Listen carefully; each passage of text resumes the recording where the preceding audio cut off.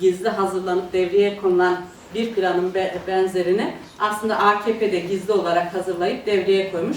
Ama biz bundan çok haberdar değildik. Barış istiyorduk ve barış için ne yapabiliriz diye konuşuyorduk. Arkasından işte süreç Dolmabahçe mutabakatıyla masa devrildi. O dönemki işte Tayyip Erdoğan tarafından başbakanlığı o zaman bu masayı tanımadı ve biz koyu bir faşizm sürecine girdik. Yani çok yoğun bir savaş, çatışma. Sadece Kürtler kaybetmedi, aslında bütün Türkiye halkları kaybetti.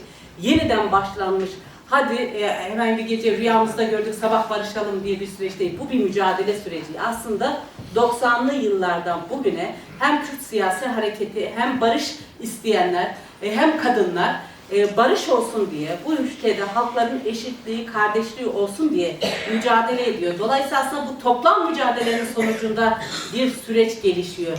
Devleti barışa zorlamak hepimizin görevi. Şimdi arkadaşlar yazmış, barış hakkı. Hepimizin barış içerisinde yaşama hakkı var. Bu bir haktır. Bu hakkı güvence altına almak ve bu hakkın gereğini yapmak devletin görevidir. Meçhul cinayetler, köy yakmaları, zorla göç etmeler, İşte daha güncel olarak arkadaşlarımızın söylediği hani günlük bugüne taşınan eşitsizlik, haksızlık, daha dün Bursa Spor bir spor kulübü araçsallaştırarak sevgili Leyla Sanal şahsında bir halka yani bir yönetici saldırı. Dikkat edin, bu çok ilginç.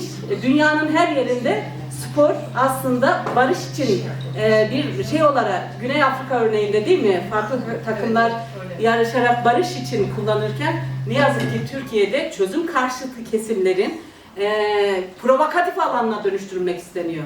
Ben mesela Bursa halkını bundan azade görüyorum. Bu Bursa halkıyla alakalı değil.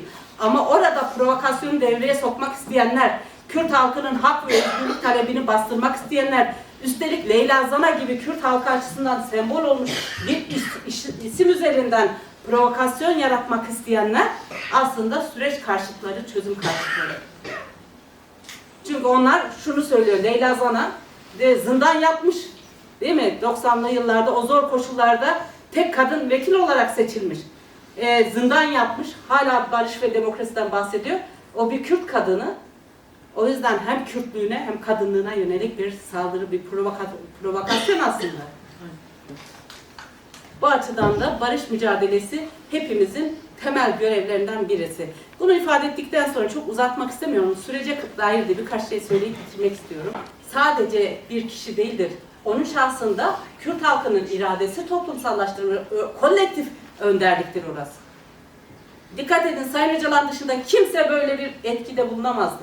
Sayın Öcalan çağrı yaptı, PKK kongresini yaptı, kendisini feshetti. Mümkün mü başka bir irade? Ama onun dışında şimdi hala en son raporlar verildi. Devlet daha yasal, yani geçiş süreci. Dediğim gibi negatif barışın bile gereklerini yapmayan bir yerde. Şimdi geçiş süreci yasaları çıktığında asıl ondan sonra bizim açımızdan yeni bir dönem başlıyor. Yani barışa ihtiyacım var, inisiyatifi tam da şimdi görev ve sorumluluklarını yerine getirmek zorunda. İşte o devlet sorunu savaş ve çatışma zemininden siyaset zeminine, hukuk zeminine çekiliyor.